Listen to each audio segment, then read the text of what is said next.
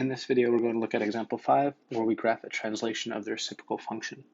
So they want us to graph g of x is equal to 1 over x minus 3 plus 2, and they're asking us for what are the equations of the asymptotes and what are the domain and range.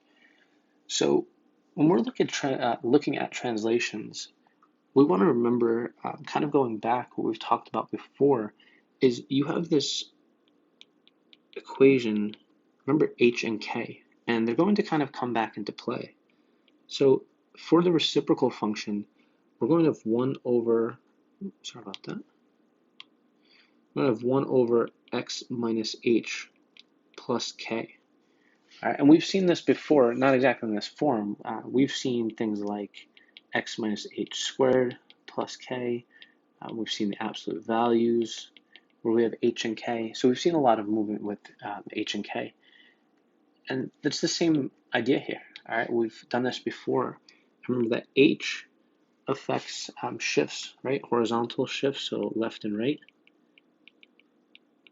And k affects our vertical shifts. So, oops, sorry about that. K affects our vertical shifts of up and down. So the same thing is going on here. And what we're going to look at is this function here. This is our parent function of 1 over x, which is what we talked about up in example 4. So we have that function there. And what's going on here is that now that we have 1 over x minus 3 plus 2, that minus 3 tells us that it's shift right.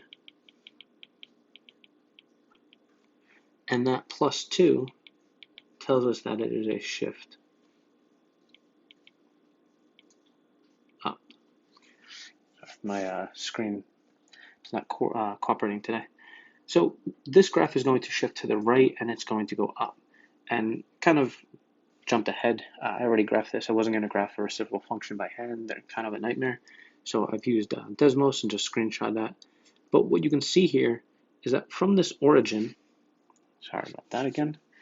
From the origin, we're going right 3, and then we're going up 2. So we're going to look at right here.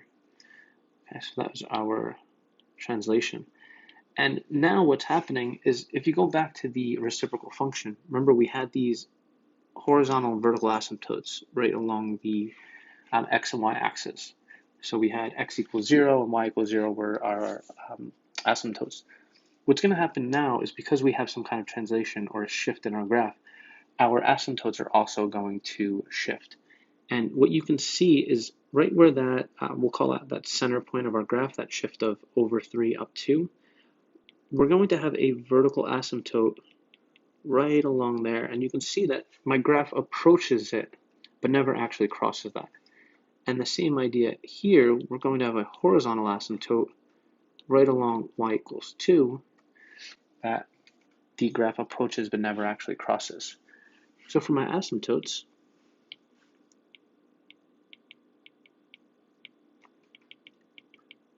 what we have is my horizontal one. All right, we're looking going across, right? My horizontal asymptote intersects the y-axis at 2, so your horizontal would be y equals 2. All right, that's going to be the equation of the horizontal asymptote. And then the vertical asymptote, right, the one that goes up and down, that's going to be where x crosses at 3, so right here. So that's going to be x is equal to 3. So the question, what are the equations of the asymptotes? These would be your asymptotes. And now they also want to ask, or they're also asking us, what are the domain and the range? Nice thing about domain and range is they basically come right from your asymptotes. So my domain, what we're going to say is that what value can x not be? Well, the asymptote is x equals 3. So we can't cross or we can't touch that asymptote, right? So my domain will be x cannot be equal to 3. And my range is kind of the same idea with the y values. My horizontal asymptote of y equals 2.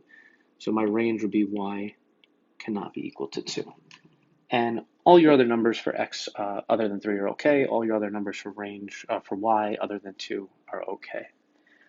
But this isn't too complicated because the h and the k values are not new in terms of shifting left, right, up, and down. So I think you will be pretty okay with this. Your horizontal and vertical asymptotes in your domain of range, generally those numbers are coming right from your equation. Okay, so you can kind of pull those as your asymptotes. That's it.